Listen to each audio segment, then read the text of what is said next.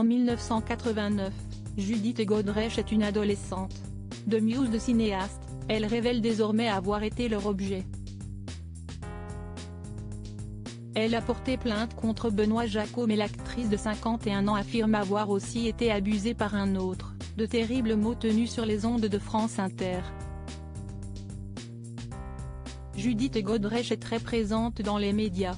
Cela pourrait être en raison de la diffusion sur Arte de sa mini-série Icon of French Cinema, qui est inspirée de son propre vécu d'actrice. Cependant, le micro tendu à l'artiste de 51 ans va désormais au-delà de ses accomplissements professionnels.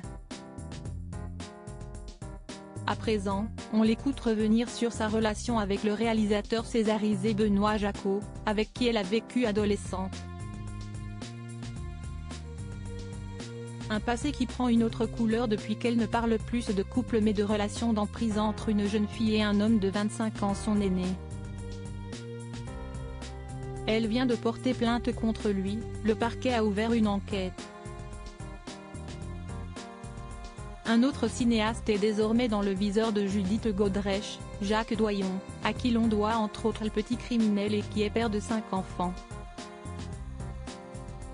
On apprend désormais qu'elle a aussi porté plainte contre lui pour viol sur mineur et que l'enquête visant Benoît Jacquot vise également Jacques Doyon, selon une source proche du dossier à la.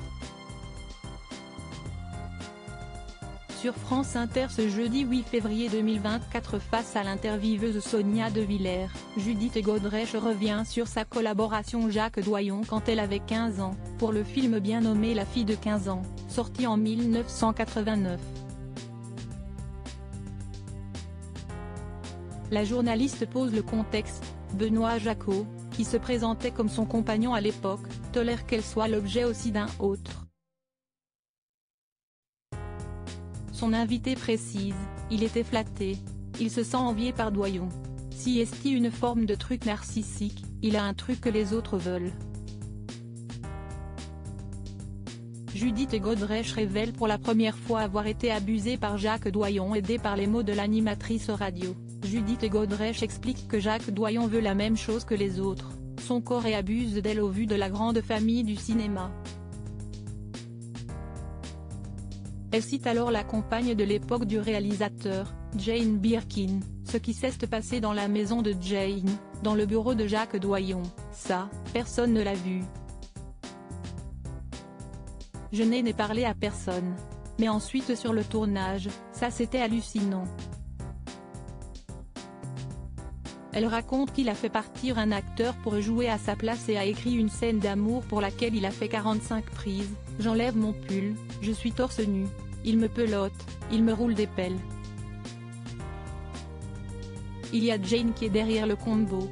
Si est une situation extrêmement douloureuse pour elle.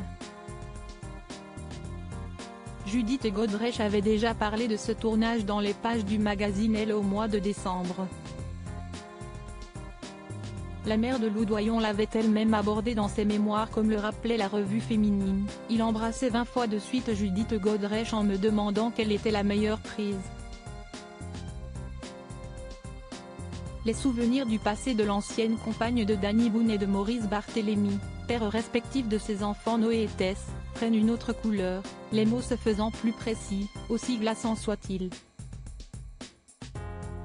L'épisode du tournage est donc étayé désormais d'un abus une fois les caméras éteintes au domicile de Jane Birkin, décédée au mois de juillet dernier.